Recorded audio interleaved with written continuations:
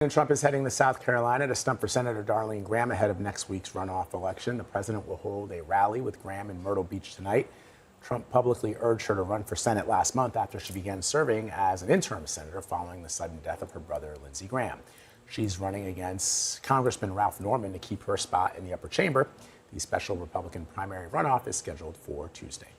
Let's bring in CBS News political reporter Zak Hudak. So, Zak, how important is tonight's rally, especially in the wake of Graham's stumble at this week's debate, where, she was asked a very specific question about an issue that is of incredible importance to the United States and to the Taiwanese, what the strategic importance is with regards to China perhaps encroaching on Taiwan's sovereignty and what she would do. And she seemed to indicate that because she's not a politician, she's not able to answer the question. But what I sort of remember is her also saying, I am not being handed this seat. But if you don't know anything about geopolitics and you're not, you know what I'm saying? It doesn't sort of like jive with what we are seeing play out on our TV screens and in these debates. Vlad, I think that's exactly right. That's why this trip from the president is so important, because in that debate, that really was the worst case scenario gaffe for Darline Graham. Her brother was known as sort of a foreign policy wonk. He, over the years, made that sort of his specialty in the Senate.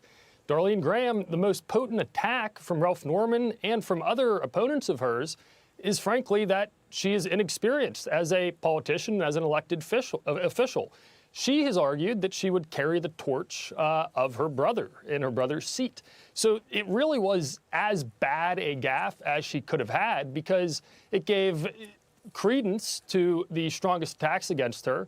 And it actually, I think, destabilized her campaign as much as one moment could in a debate. So the president's going to be down there trying to reassure voters, don't worry. This is, in fact, the person to carry the torch for Lindsey Graham, the president's close ally. Yeah, Zach, we haven't seen Trump on the campaign trail too much. Why do you think he's rallying for this election? It's not a state that really is a battleground and likely won't be critical in the control. Yeah, exactly. So kind of what's your read there?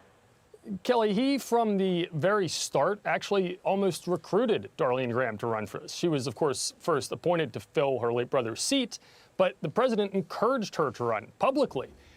So he has been all in on her from the beginning. And in the recent primaries, there have been a few instances where his endorsed candidates have lost. So this is a scenario where if Ralph Norman is able to beat Darline Graham, it's really going to change the narrative on what President Trump's endorsement means. It used to mean, frankly, more than anything else in a GOP primary. I think he knows all of this, and therefore he knows I better do everything I can do in order to not dilute the power of my endorsement in future races. It's so interesting as well, because Ralph Norman is an experienced politician. He served in Congress. Now, you may, if you're a Republican voter in South Carolina, say, I don't want somebody to be a part of the swamp, and that's fine. That's a valid criticism that someone may have. But on the other hand, if you don't know any of the issues and you are elected to this position where the United States Senate is no joke, then how will you make decisions?